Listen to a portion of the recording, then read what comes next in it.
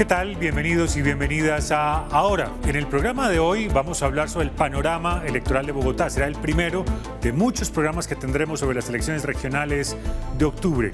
Hablaremos, por ejemplo, de un barrido general para entender qué es lo que se elige y cuál es el panorama electoral específicamente para la capital. Para empezar, como siempre, un dato. Bueno, en realidad hoy son varios datos.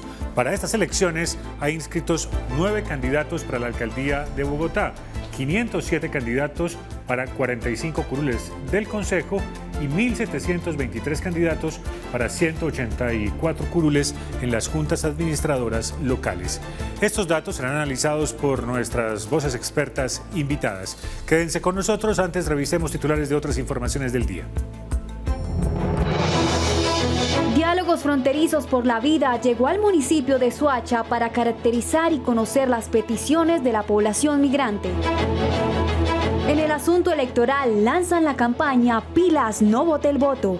Además empezaron a mostrar las cartas de varios candidatos a la alcaldía de Bogotá con sus propuestas de movilidad. ¿Qué estrategias deben tomar los candidatos a la alcaldía de Bogotá para disminuir el abstencionismo electoral? Esto nos contó un analista en el tema.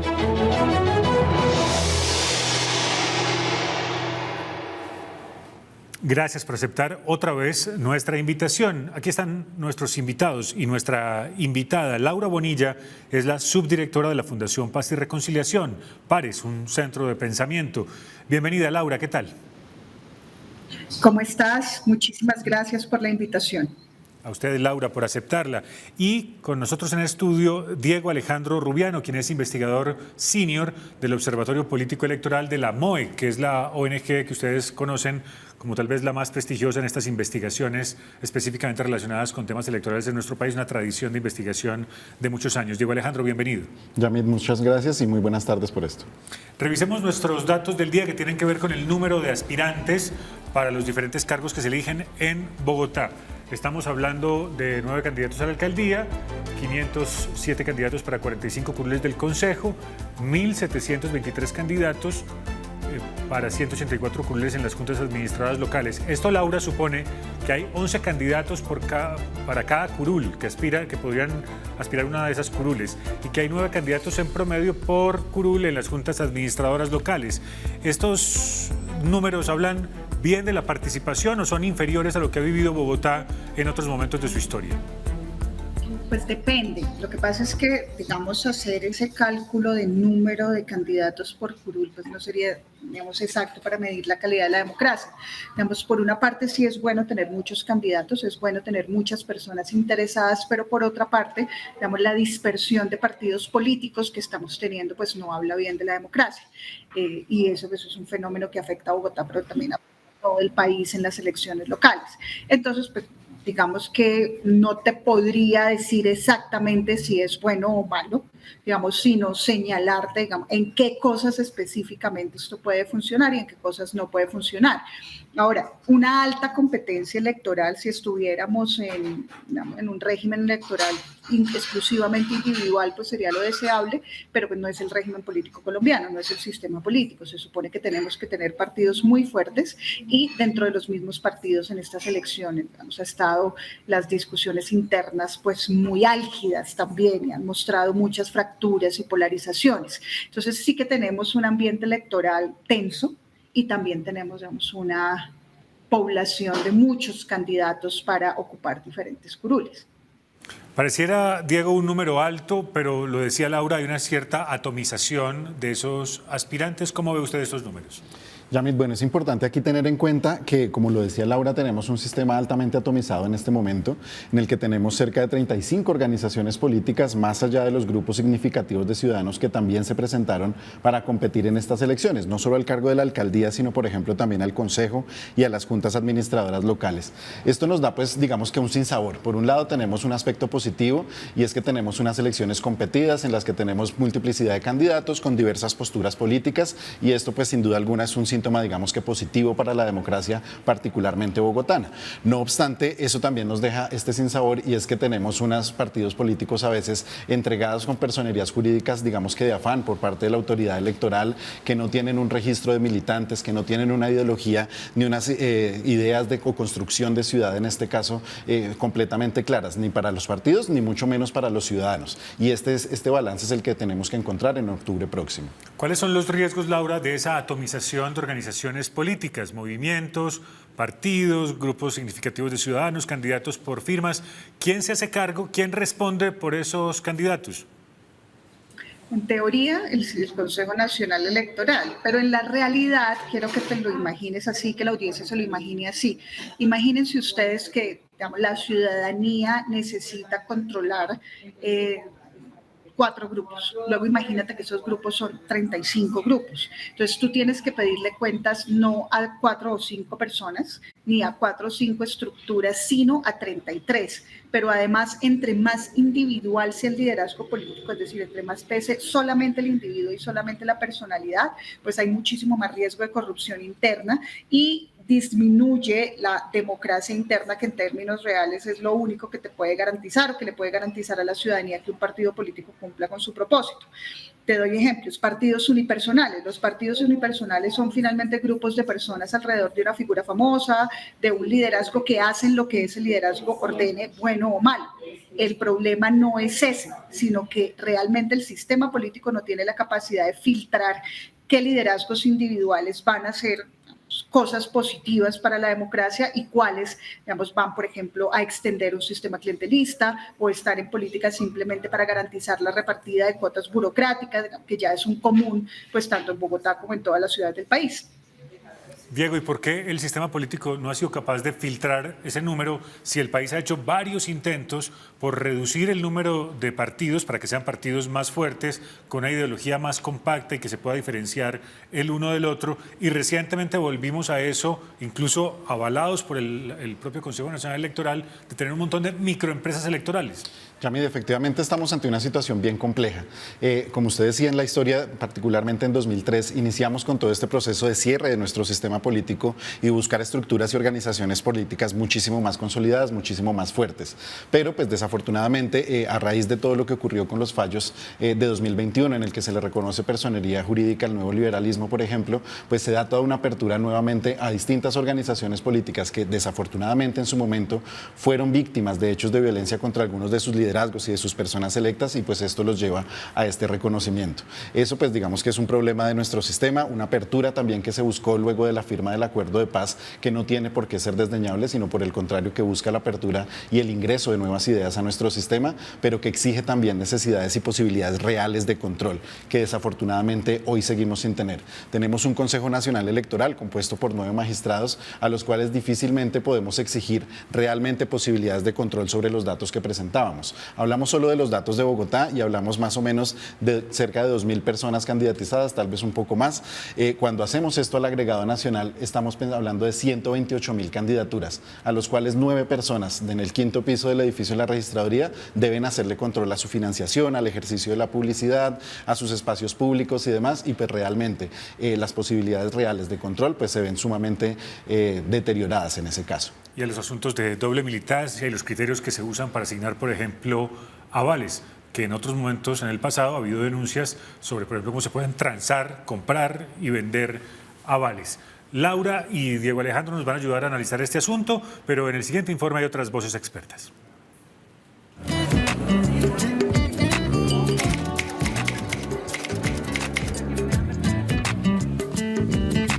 Sí, claro, siempre he votado desde que tengo el poder de votar. No le podemos ceder el voto a nadie. No, nunca he votado por ni concejales ni ediles. Por el Consejo de Bogotá sí he votado, y de ediles también, porque de ahí se dependen muchas cosas. Creo que realmente voto por los alcaldes, presidentes, pero sí creo que no lo he hecho. Sí, claro que sí.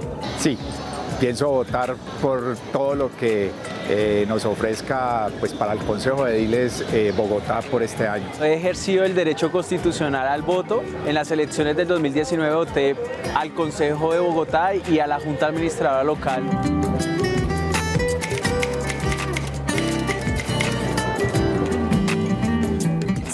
en el sistema electoral, más porque ahora se contratan a jóvenes en la registraduría y siento que hacen que las elecciones sean un poco más transparentes, en el sentido, somos gente nueva que cuidamos nuestro derecho al voto, nuestro derecho al sufragio y pues ayudamos a que la democracia así se viva. Me genera esa desconfianza muchas veces es por el tema de que uno ve, digamos, que en los conteos resultan, digamos, números tachados o cambiados. Sí, sí confío.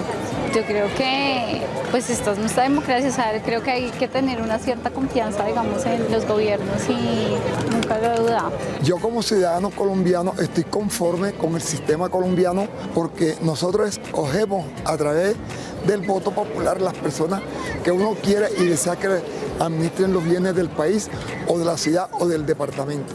No, tuve el gusto de estar como en la opción de hacer partícipe, de estar patinando por los documentos y escuchando comentarios que en un momento, no voy a aclarar qué fecha, debería haber quedado otra persona y fue otra totalmente distinta. Entonces por eso no confío. Confío en la registraduría y confío en el Consejo Nacional Electoral como órganos rectores de llevar a cabo el proceso de sufragio electoral en Colombia. No confío porque realmente lo que uno ve en las estadísticas y lo que uno escucha realmente de fuentes fidedignas es que a veces no coincide la cantidad que vota versus con los que están en las ciudades. Pues no confío. Por lo que se ha visto en la parte política, en la parte de lo que está sucediendo y todas las cosas, entonces uno no puede confiar en una votación porque ya no creemos en la ciudad. Desafortunadamente no podemos confiar, pero hay que cumplir con el voto, porque cuando usted no lo da, el voto, otro lo toma.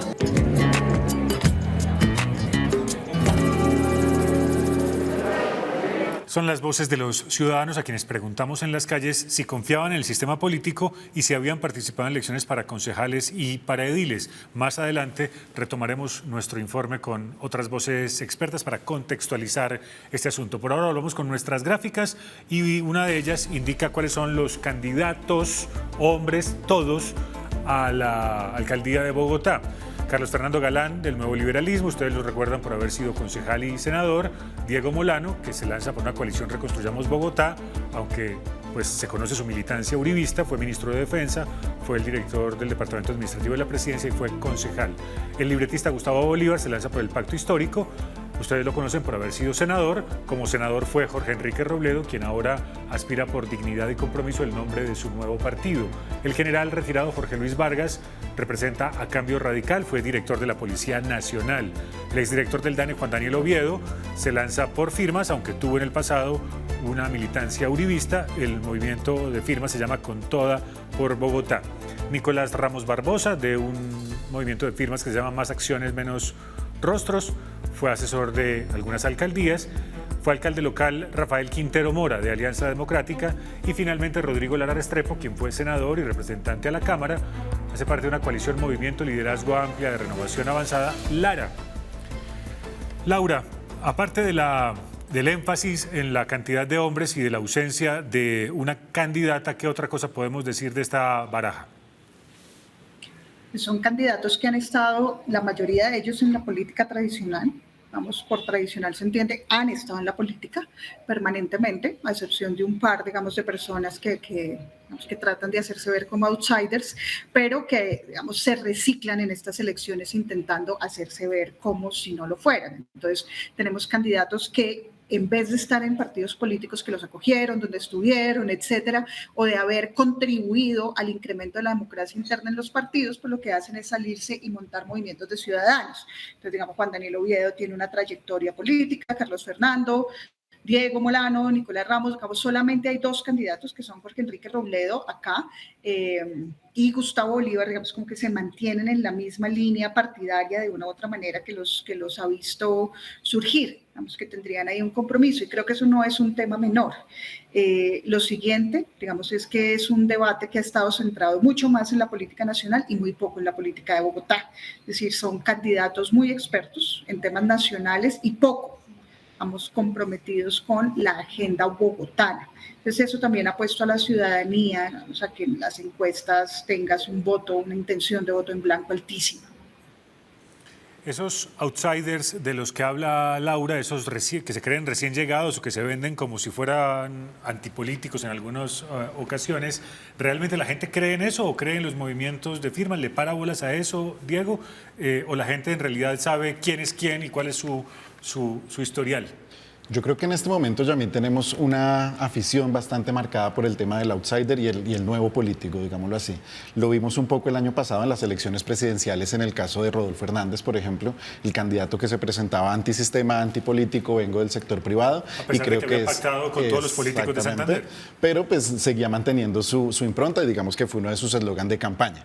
En el caso de Bogotá particularmente veo dos situaciones que no responden, digamos, a la realidad un poco más nacional.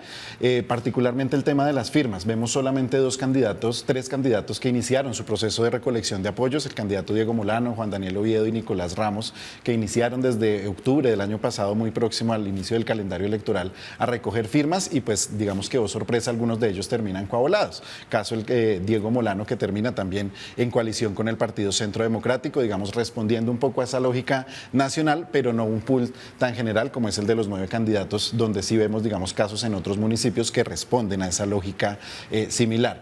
Otra de la situación que podemos analizar allí también es el caso de las coaliciones. Veíamos, por ejemplo, con tanto partido político, como lo decíamos en el bloque anterior, que las coaliciones iban a tener un peso importante dentro de esta elección de alcaldías, particularmente en una ciudad como Bogotá, donde la diversidad política pues se hace evidente, pero vemos realmente el caso contrario, solamente 2 candidatos por coalición en este caso, lo cual pues digamos que evidencia un poco más la fortaleza de algunos sectores políticos, como decía Laura, un poco más tradicionales, apegados en la ciudad.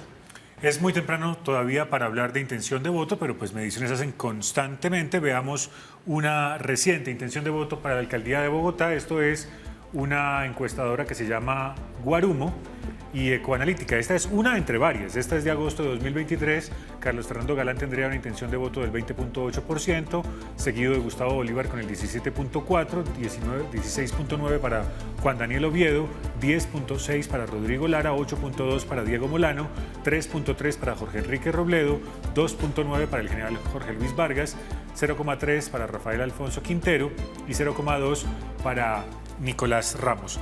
Laura, mi siguiente pregunta tiene que ver con la intención de voto, es con la posibilidad de que haya, a partir de ese momento, ¿qué posibilidad da la ley, nuestra normatividad vigente, de que a lo mejor este número de candidatos pueda reducirse de aquí a octubre?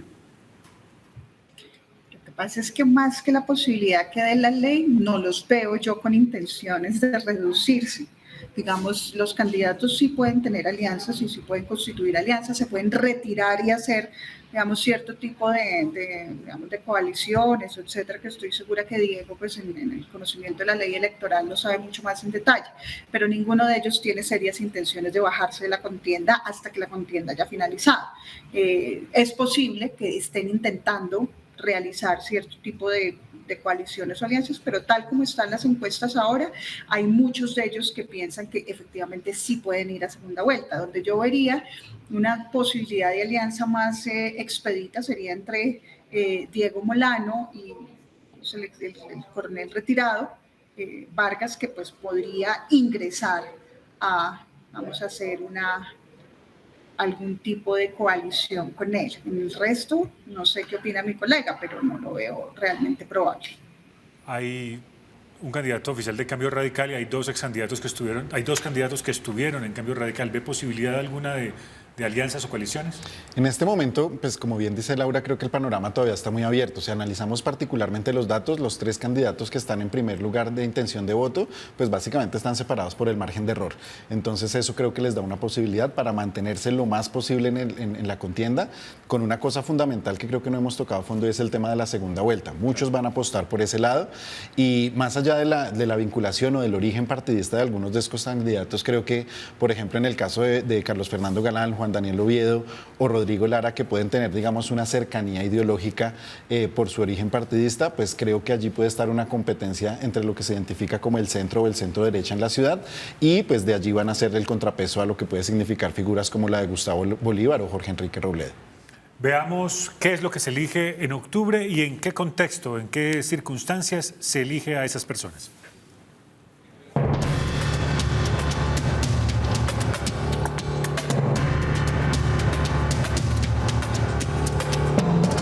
partir de un acto legislativo durante el gobierno de Belisario Betancur en el 86, se permitió la posibilidad de que la gente pudiera votar por alcaldes a nivel nacional, en donde se dio por primera vez la elección en 1988 bajo la dirección de la registraduría de Humberto de la Calle, en donde se escogieron 1.109 alcaldes en Colombia. Previo al 86, al acto legislativo durante el gobierno de Belisario Betancur, lo que sucedía era que habían unos consejos de elecciones que estaban direccionados por el presidente de la República, que elegía a los gobernadores, y posteriormente los gobernadores escogían a los alcaldes de cada uno de los municipios. En las próximas elecciones del 29 de octubre vamos a elegir alcaldes, gobernadores, diputados, concejales y en el caso también de Bogotá, ediles. Bogotá es la única ciudad de Colombia que no elige gobernador o diputados porque somos distrito especial, distrito capital. Para los ciudadanos es súper importante que sepan que en el caso de alcaldía pues votamos por una sola persona que va a ser nuestro próximo alcalde de Bogotá. En este caso solo tenemos 9 candidatos hombres, así que sabemos que será alcalde hombre. Pero en el caso del consejo tenemos 45 curules, son 45 concejales, y ediles tenemos 20 localidades, de las cuales están integradas entre 7 y 11 ediles por cada localidad, según el número de habitantes que hay por localidad.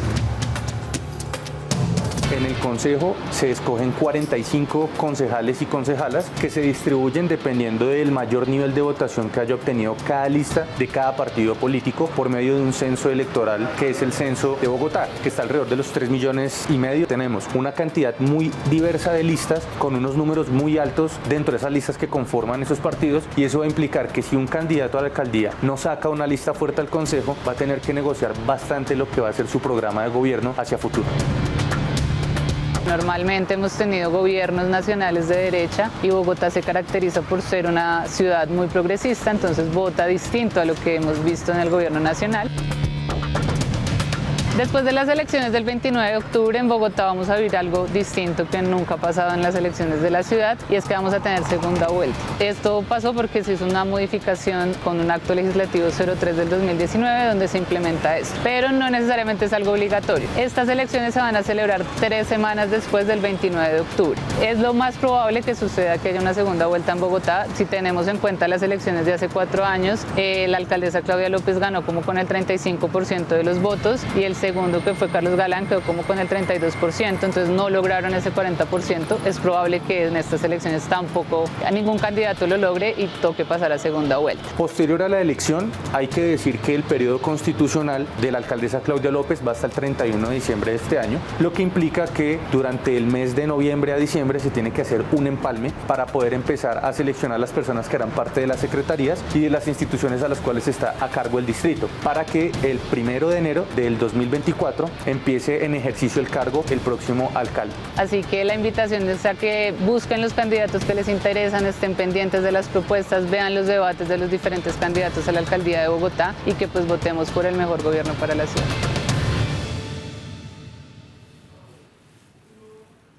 Laura, en Pares, la proliferación, la atomización de organizaciones políticas que mencionábamos hace un ratito, podría ser posible, podría forzar a que eventualmente el Consejo esté también igualmente lleno de pequeñas organizaciones políticas con de a una, de a dos o de a 3 curules, no ese Consejo que en algún momento ha llegado a tener un partido con hasta 11 curules u otro con 5 o 6 en el que un alcalde para poder negociar una coalición de gobierno o su gobernabilidad política. El paso de un proyecto negocia con 2 o 3 organizaciones, sino que aquí toca negociar uno a uno con un montón de pequeños varoncitos electorales.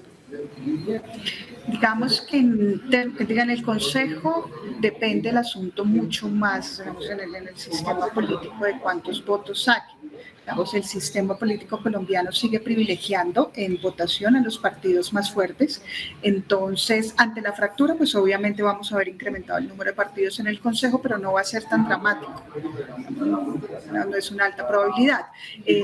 Yo creo que cada uno de estos líderes de pequeños partidos está buscando cómo hacer coaliciones que le garanticen acceso, primero burocrático y segundo, vamos, a la influencia pública.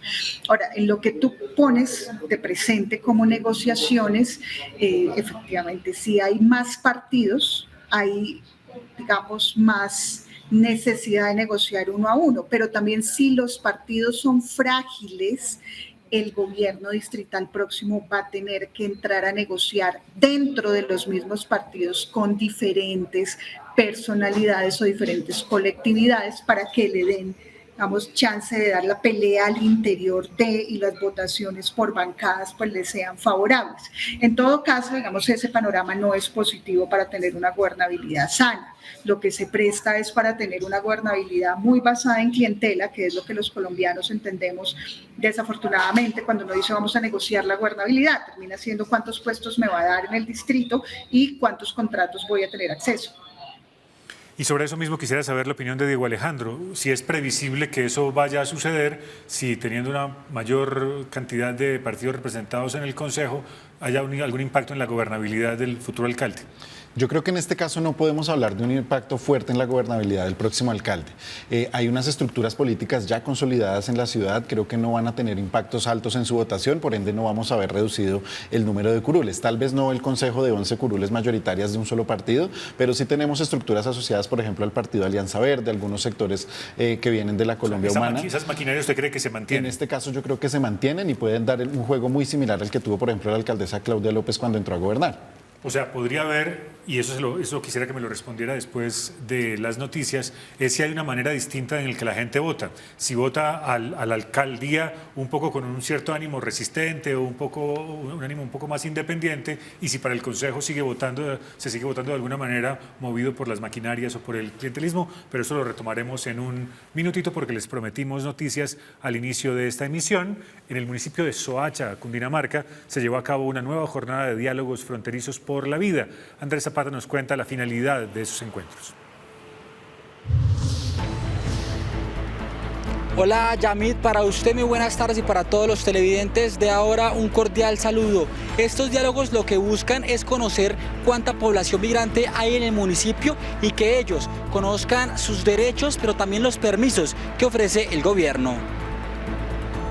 En Bogotá y Cundinamarca hay cerca de 758.598 migrantes, de los cuales el 5,7%, es decir, 43.800 migrantes están ubicados en el municipio de Soacha. No podemos estigmatizarlos porque es su gran mayoría, pero la gran mayoría son seres humanos que han venido a conseguir y a buscar un futuro mejor para sus familias y para sus hijos. De los 43.800 migrantes que se encuentran en Soacha, cerca de 40.000 tienen registro biométrico.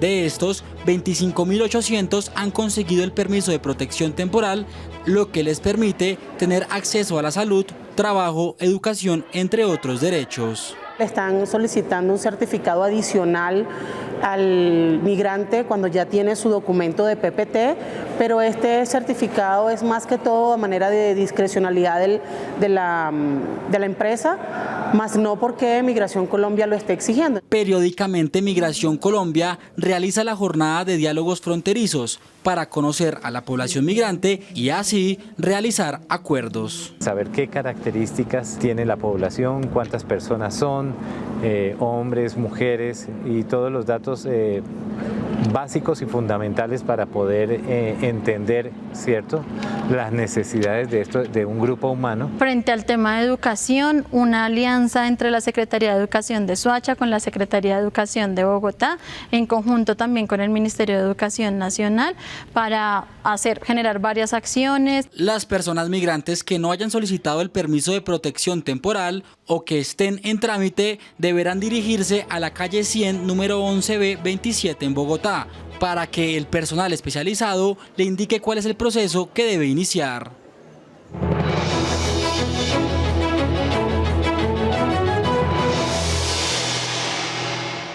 Bienvenidos y bienvenidas al Asunto Electoral, una guía de ahora para las elecciones locales. Arrancamos con el lanzamiento de la campaña Pilas, no vote el voto por el bien común. Esto es una alianza de la Misión de Observación Electoral, la Universidad Javeriana y otras organizaciones sociales con la finalidad anhelada de siempre, que el voto sea conciencia y no amarrado a alguna promesa futura como un puesto o una recompensa inmediata como un tamal u otro embutido.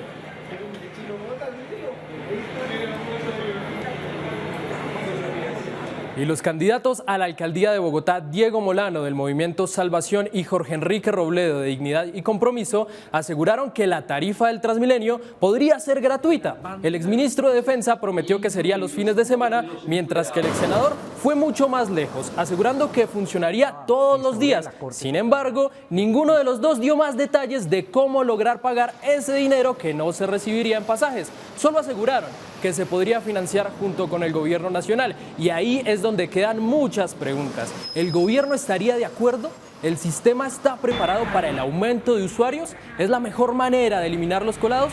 Lo cierto es que el proyecto más reciente que está financiado entre Distrito y Nación se ha vuelto un choque de trenes, mejor dicho, un choque de metros entre alcaldesa y presidente.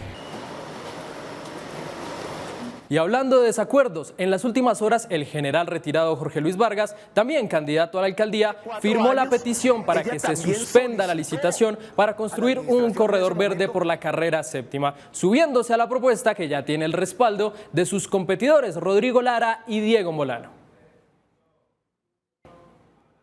Pero cerremos de una mejor manera, sin tanta polémica que se nos vuelve paisaje en las elecciones, casi siempre.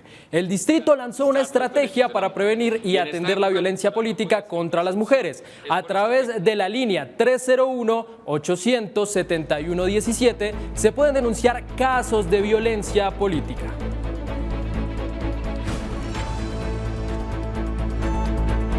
Y hasta aquí el asunto electoral. Sigan por favor, Yamit e invitado, con más análisis en Ahora. Más análisis, más datos, más notas de contexto, más personas que puedan ayudarnos a comprender mejor lo que ocurre en las elecciones de Bogotá. Y periódicamente con Cristian tendremos esta sección y volveremos ahora cada tanto tiempo para darles más detalles, para darles más contexto y ustedes puedan tomar mejores decisiones. En Ahora, un podcast a las 6 de la tarde, hablaremos del balance de los incendios de la víspera y las afectaciones que podrían causar a su salud. Hablaremos del informe de la Personería sobre los retrasos en las troncales de Transmilenio y del plan de manejo de tránsito del Instituto de Desarrollo Urbano. Regresamos en un minutito para seguir hablando de las elecciones de octubre. Acompáñenos.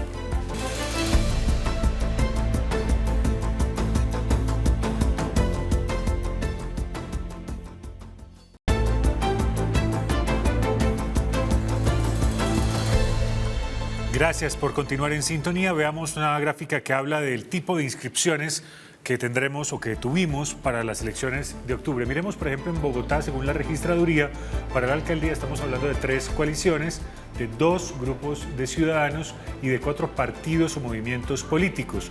Para el Consejo hubo 236 coaliciones y 271 inscripciones por partidos o movimientos políticos.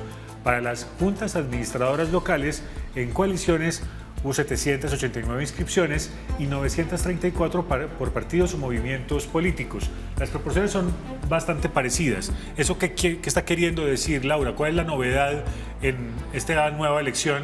Sobre todo cuando estamos hablando de ese asunto de si son partidos tradicionales o si son nuevas alianzas. No, las coaliciones son definitivamente la novedad que podemos ver pues, en estas elecciones locales. Y respecto a las coaliciones, pues sí, efectivamente sirven un poco para darle un lavado de cara a los partidos de la política tradicional, se juntan varios con alguno que otro grupo y se presentan como una coalición. También responden un poco a la necesidad ciudadana de integración de los partidos, que los ciudadanos están demandando alianzas, digamos, hay mucho agotamiento de la polarización, es como una especie de nueva pintura, digamos, a una cara que ya es vieja en los partidos políticos. El tema con las coaliciones es que no necesariamente fortalecen los partidos al interior, pero, digamos, también permiten dar fuerza a grupos más pequeños. Entonces, otra vez, dependiendo de quiénes están, de los resultados, del análisis caso a caso, uno puede decir que es positivo o negativo. Y en todo caso, digamos, sí puede llegar a facilitar el ejercicio de gobernabilidad, sobre todo, digamos, ya desde una perspectiva más democrática y menos basada, digamos, en la distribución de burocracia. Nuevos logos para viejas estructuras, podría ser, nueva pintura, dice Laura. ¿Qué opina Diego Alejandro? Sobre todo porque en esas coaliciones no necesariamente todas incluyen a movimientos políticos nuevos, sino que a veces incluso partidos políticos que no tienen suficiente peso en Bogotá con movimientos, por ejemplo, cristianos, terminan armando unas coaliciones bastante tradicionales en términos de estructura. En este caso, sobre todo para las elecciones de consejo y dejar, lo que vemos es ese aumento y ese crecimiento de la figura de las coaliciones, que particularmente desde lo que nosotros hacemos nos representa un problema. Y es primero, ¿cómo estamos llegando a formar esas coaliciones? Simplemente está primando un interés meramente político de entrada a jugar en un mercado electoral como el de Bogotá, que es amplio y llamativo por sí mismo, o si por el contrario estamos mediando un tema de democracia interna de partidos en el que estamos teniendo mecanismos objetivos para seleccionar los candidatos que van en esas listas. Esa es una de las dudas que nos deja. Si nosotros somos, digamos, un poco críticos con la situación, pues tenemos que ver que más del 60% de estas coaliciones se inscribió apenas en los últimos 2 días del periodo de inscripción de candidaturas. Eso nos deja ver un poco más qué es lo que está primando y cómo se dan esos acuerdos políticos a veces de última hora, donde se deja de lado los temas de democracia interna. Adicionalmente a eso, también los temas de responsabilidad política son una de esas preguntas. Generalmente lo que nosotros vemos en este caso de coaliciones son uniones efectivamente de partidos un poco nuevos que buscan entrar a un mercado electoral importante y llamativo, reitero, como es el de Bogotá, dado su censo electoral, el más grande del país. Cerca del 15% de personas habilitadas para votar residen en la ciudad, y eso pues lo hace llamativo para ubicar y posicionar algunas figuras. Algunos grupos, digamos, que aprovechan, digamos, la estructura ya consolidada. Por ejemplo, usted nombraba el caso de los partidos de origen cristiano. El partido Mira tiene una concentración importante en la ciudad de Bogotá. Parte de su votación de nivel nacional sale de la ciudad, y pues de eso, por ejemplo, vienen estructuras nuevas como Colombia Justa Libres, que busca alguna suerte de alianza también en este juego. Veamos otras cifras, las que tienen que ver con el costo de estas elecciones de octubre. Estamos hablando de que para 2015 las elecciones regionales costaban 640.000 millones de pesos y para 2019 costaban 868.000 millones de pesos, lo dice Gacetas del Congreso, pero estas elecciones podrían ser muchísimo más costosas, no solamente por el aumento, qué sé yo, del IPC de estos años, sino también, Laura, por esa cosa novedosa, esa figura novedosa que es la segunda vuelta, que no hay que ser, pues digamos, un profeta para uno darse cuenta que en una ciudad donde los alcaldes para elegirse no han tenido sino un tercio, un poco más de la votación, es inminente que haya segunda vuelta en Bogotá, y eso sería todavía más costoso. Sí, claramente. Digamos, realmente es difícil entender por qué Bogotá, digamos, o por qué el país se aboca a que en Bogotá haya segunda vuelta, pues no solo en nuestra ciudad capital, sino que en muchas otras ciudades las alcaldías se eligen con un poco más del 30 o 40%. Es raro el caso donde en unas elecciones locales hay candidatos con 70, 80, 90%, a no ser que sean candidatos únicos que le hacen a uno sospechar que hay algo mal o que hay algo que no está bien con las elecciones a nivel local.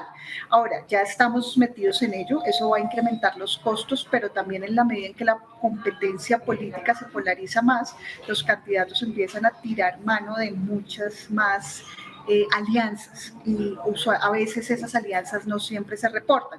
La otra cosa que es nueva en esto es que no solamente tenemos la segunda vuelta, también tenemos que antes del periodo Santos no reportar gastos de campaña es una falta administrativa, y después del periodo Santos no reportar gastos de campaña es un delito que tiene que tener ya, digamos, una sanción penal. Y en esto pues los partidos políticos lo que han terminado por hacer es poner un poco debajo de cuerda todos los gastos de campaña que no se reportan, entonces recibir gastos en especie, etcétera, etcétera. Y esto también, tampoco hay que ser un genio de lámpara para saber que esto lo vamos a ver en la segunda vuelta de la campaña para Bogotá.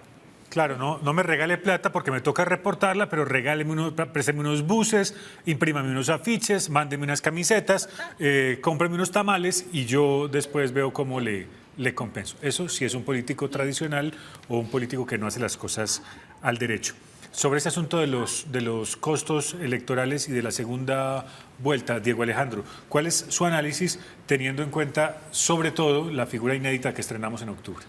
Bueno, sin duda alguna la democracia es un sistema político costoso, eso no lo vamos a poner en duda, y particularmente en una ciudad como Bogotá, en la que vamos a tener un despliegue de alrededor de 900 puestos de votación, y hacer ese despliegue 2 veces en un mismo año para una elección solamente de la ciudad, pues implicará unos costos administrativos realmente altos. No solo por el costo operativo y logístico que implica hacer las elecciones, sino también el costo humano y toda la disposición tecnológica que la registraduría tiene que hacer para cubrir este proceso electoral.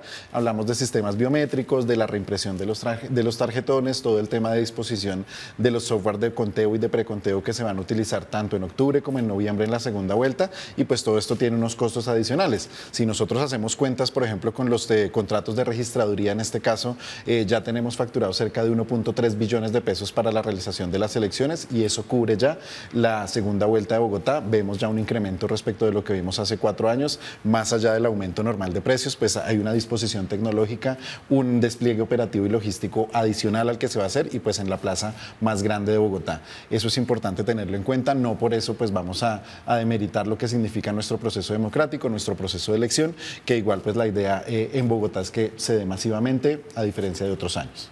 Laura, ¿quería añadir algo más?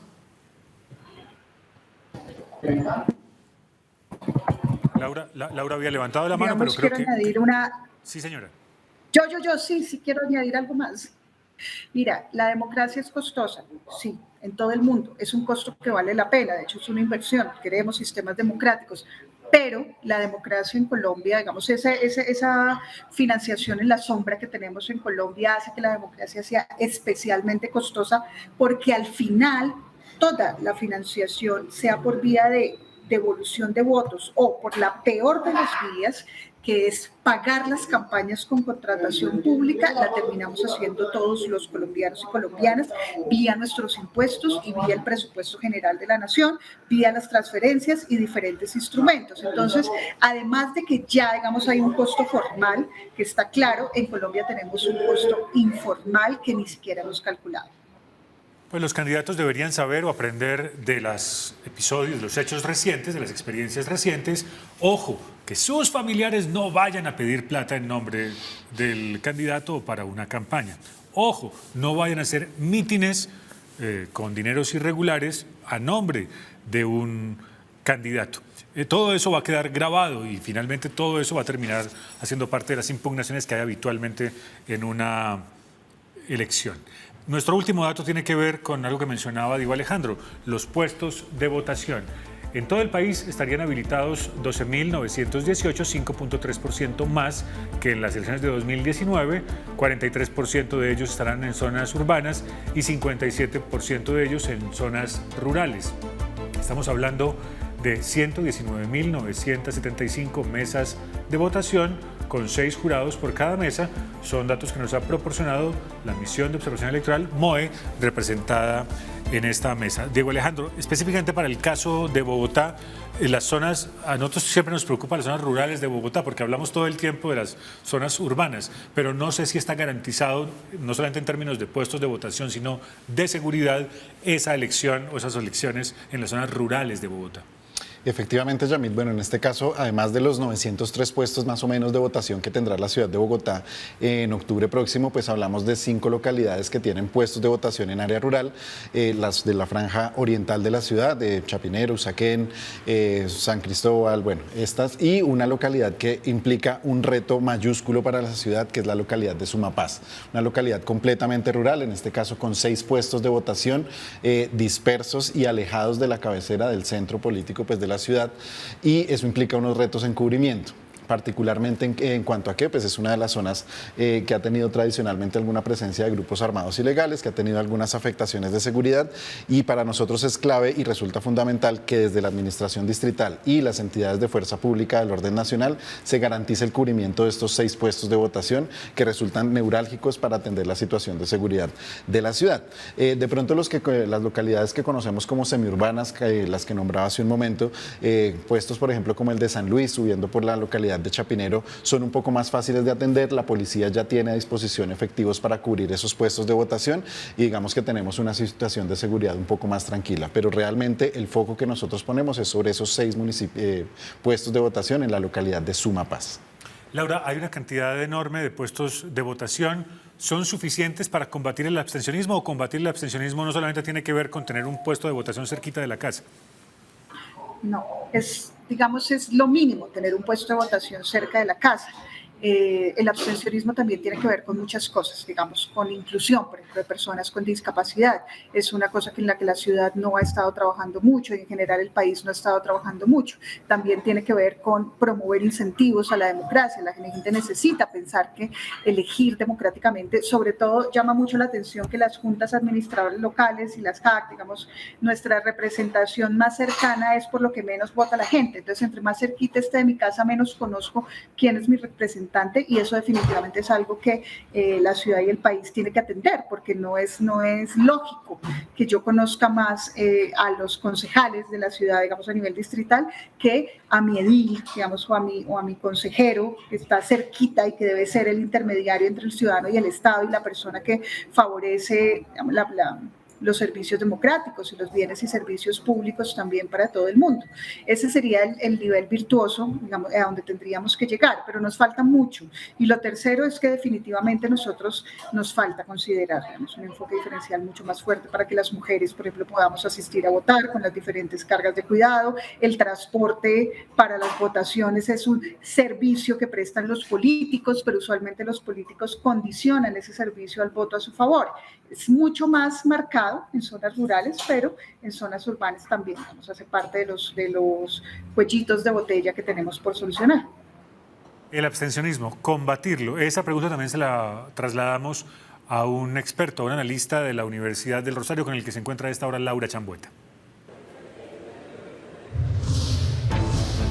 Yamit y televidentes, muy buenas tardes. Pues para continuar con el tema del día, hoy me encuentro con un profesor de Ciencia Política de la Universidad del Rosario. Él es Jan Basset. Jan, bienvenido, y cuéntanos cuál es tu primer análisis de las candidaturas a la alcaldía de Bogotá.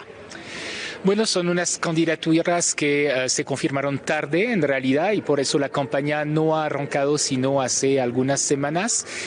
Hasta muy recientemente no teníamos certeza sobre la candidatura de Carlos Fernando Galán o la de Gustavo Bolívar, que son dos de los favoritos. Entonces finalmente todo arrancó bastante tarde por eso. Ya estamos en una dinámica de campaña, pero todavía un poco apática, diría yo, en particular porque lo que domina los debates son los temas de seguridad y no son temas muy propicios para que haya grandes diferenciaciones, pues todo el mundo está de acuerdo en que haya más seguridad. La cuestión es un poco cómo, y ahí los márgenes de los candidatos a alcaldía de Bogotá son muy pocos. En realidad es muy poco lo que puede hacer un alcalde de Bogotá para tener resultados en esos temas de seguridad a muy corto plazo. Entonces finalmente una campaña que sigue arrancando, digamos, tardíamente y de manera un poco lenta, diría yo. Continuando con este análisis, ¿tú qué dirías que tendría que pasar o qué tendrían que hacer los candidatos para disminuir los índices de abstencionismo que se han marcado acá en Bogotá? Pues yo creo que tienen que diferenciarse con una propuesta que realmente los identifique cada uno y que sea algo que realmente marque una diferencia con los demás candidatos, no más allá quizás de esos temas de seguridad, porque efectivamente lo que muestran las encuestas es que la intención de voto en blanco, por ejemplo, es relativamente alta, o la proporción de indecisos también es bastante alta en este momento. Pero bueno, quedan ya varias semanas para que la campaña termine, para que de pronto esto se pueda decantar. Bueno, Jan, muchísimas gracias por tu tiempo y por tu análisis. Yamit, continúe usted con más información. Y con unas conclusiones. Laura, volvamos con unos temas que dejó esbozados Laura hace un segundo, Laura Bonilla, en la Fundación Paz y Reconciliación. Ella decía, pareciera que los candidatos están ocupados más de temas nacionales, y en eso es probable que en Bogotá se vea una especie de plebiscito anti-Petro, estoy con Petro o contra Petro.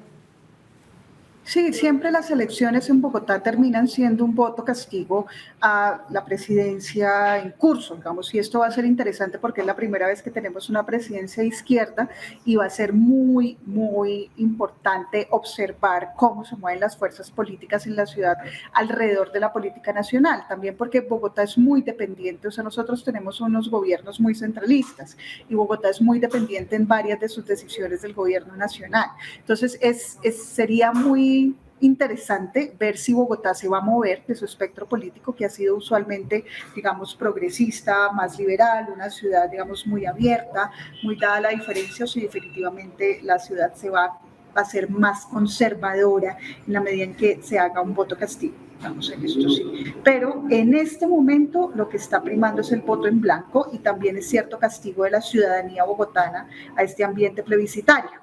Y el ambiente plebiscitario quiere decir a mis candidatos hoy no les importa mi vida, ni les importa mi tiempo de movilidad, ni les importa mi seguridad. Si ustedes vieron el debate, digamos, casi todos los candidatos tenían propuestas o muy flojas o muy vagas en materia de cómo mejorar la seguridad ciudadana. Sí, deje de hablarme de Petro y más bien dígame qué va a hacer por la educación en mi localidad o en mi barrio, por la recreación, por el deporte, por la seguridad, por la movilidad, por los asuntos vitales de cada una por cada barrio, por cada localidad. Vuelvo con algo que quedamos pendientes un ratito, Diego Alejandro, y es si existe un comportamiento distinto del electorado en la elección para alcalde, donde probablemente vota más independiente, y en la elección para consejos y JAL, donde eventualmente vota más amarrado. Efectivamente, Yamit, lo que estamos viendo en Bogotá particularmente es que la elección a la alcaldía de Pangamos es un poco, no más libre, pero sí de pronto un poco más abierta a esa visión de ciudad que se está proponiendo, cosa que desafortunadamente hoy no estamos viendo todavía en la campaña. Pero sí vemos una posición de ciudad, de qué queremos, cuáles son las obras que se están buscando, cuál es la educación que se quiere para la ciudad, y eso se refleja un poco más en el voto de la alcaldía.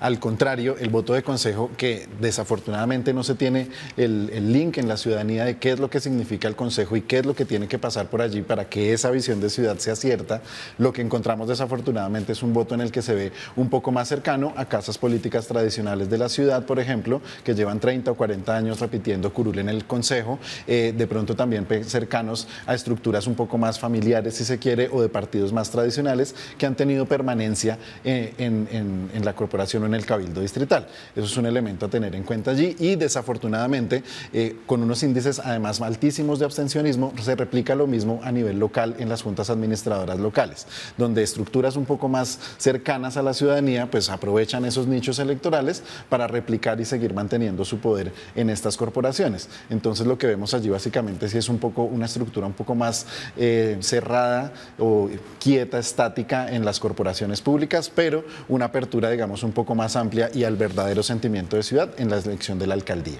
Mientras usted más se abstenga de votar, más fácil le deja la jugada a los políticos tradicionales y a los corruptos. Mientras usted no decida votar, pues va a ser menos costoso para ellos llegar a los cargos de elección popular, porque habrá menos competencia por su voto. Así que así podemos combatir el abstencionismo. Piense usted en si le quiere facilitar o no la vida a esos políticos y dirigentes tradicionales. Laura, tenemos poco tiempo para una conclusión final, algo que no hayamos tratado o algo que usted quiera dejarnos como una reflexión antes de cerrar el programa. Bueno, pues digamos aquí hay varios retos que tenemos que encarar como sociedad y especialmente en Bogotá, porque Bogotá de todas maneras ha sido pionera en la lucha contra la corrupción, ha sido pionera en desvincular el servicio público y desvincular los bienes públicos del clientelismo, digamos, no en como en otras zonas. Y eso yo creo que hay que conservar. Digamos, estas elecciones yo sí veo un riesgo de que volvamos a ciertas prácticas o en medio de la disputa política de personalidades perdamos lo que hemos ganado. Entonces creo que eso es un mensaje importante para la ciudadanía. Obviamente pues la labor que hacen mis colegas de la MOE es encomiable en el sentido de que promueven no solamente la observación electoral, sino también, digamos, el buen voto ciudadano y aprovechemos que en Bogotá no somos tan dependientes de la política tradicional, que hemos tenido, digamos, una democracia muy fuerte y una trayectoria muy importante que no podemos perder. Laura Bonilla, subdirectora de la Fundación Paz y Reconciliación Pares, gracias por habernos acompañado en Ahora. No, a ustedes siempre es un gusto estar. Gracias, muy amable. Y Diego Alejandro, conclusión o algo que se nos haya quedado por fuera y que valdría la pena añadir antes de irnos. Bueno, creería que son dos elementos. Primero, el tema del abstencionismo en Bogotá es un tema importante. Bogotá tiene ese rezago ya de ciudad muy grande y es una despersonalización en la política y eso lleva a procesos de abstencionismo. Entonces, realmente es importante combatir eso y eso, como lo decía el profesor Jan en la nota, se hace a través de las ideas, de visiones de ciudad claras por parte de los candidatos. Entonces, creo que el llamado ahí es hacia las candidaturas a que reflejen esas posturas claras. Y, en segundo lugar, creo que es importante tener un énfasis en los temas de seguridad también que estamos viendo en la ciudad seguridad, no solamente en la seguridad ciudadana, sino en lo que va a enfrentar cada candidato para el ejercicio de su campaña. Si bien Bogotá concentra la institucionalidad no solo distrital, sino también nacional, va a tener un despliegue importante de seguridad, pero pues el llamado también para que se concentre y se haga ese despliegue de manera efectiva con los más de 2.000 candidatos que vamos a tener en proselitismo electoral durante estos 3 meses. Diego Alejandro Rubiano, investigador senior de la misión de observación electoral, gracias por habernos acompañado. Muchas gracias, Yamid, a ustedes. Este es apenas uno de nuestros especiales electorales. Cumplimos con nuestro deber de darles a ustedes mayores elementos para que tomen mejores decisiones. Usted, sin embargo, en casa, tiene la responsabilidad de buscar más información sobre los candidatos y votar mejor. ¿A quién le va a confiar sus impuestos? ¿A quién dejaría a sus hijos para que los cuide? Esas son preguntas que se hacen los gringos con frecuencia. Piense cuál de esos candidatos representa mejor eso. ¿A quién le va a entregar sus impuestos o a quién le confiaría sus hijos? Hasta aquí la emisión de hoy. Volvemos mañana a las 12 del día para otro programa de investigación, de análisis y de datos. Hablaremos de renovación urbana en Bogotá. Gracias por su sintonía, gracias por su confianza y recuerde que a las 6 de la tarde tenemos ahora un podcast. Búsquenos en Instagram como @capitalahora y siga nuestros contenidos en YouTube. Somos Ahora, proyecto periodístico de Capital Sistema de Comunicación Pública.